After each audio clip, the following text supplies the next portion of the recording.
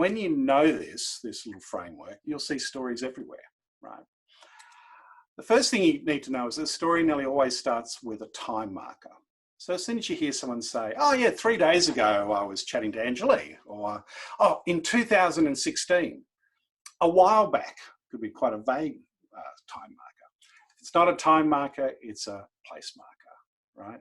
So that's how stories start, time and place, time and place. Think about that as a way to get things going. Secondly is that stories nearly always, well, not nearly always, they always are made up of events, right? This happened, and this happened, and that happened. So we got to be thinking of events, not viewpoints, not points of view, not perspectives, none of that. It's just this happened, and this happened, and this happened. That's what stories are. Then we have the fact that stories, business stories, are made up of characters.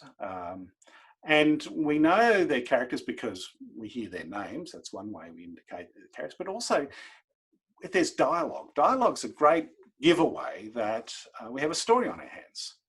But you know, all of this doesn't have a story. It's not a story unless something unanticipated happens, where when you hear it, you go, oh, wasn't expecting that, right? That is the sort of like the essential elements of a story. It has to start off with time or place marker, there's events, there's people in it doing things, there's something unanticipated. So that's our framework, that's our base framework.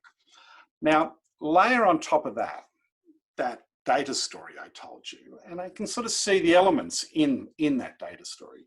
The first thing is that the time marker is just the x-axis in this case, right? It's a timeline. So when you have a timeline, it's kind of a lot easier to tell a data story, right? And I'll talk about some examples where you don't have timelines. The second thing is you have events, those things that occurred along the way. So, you know, what happened to product A, B, and C, and D and E. The characters in this case were the products, right? And you know, we're sort of following those products and what happens to those products.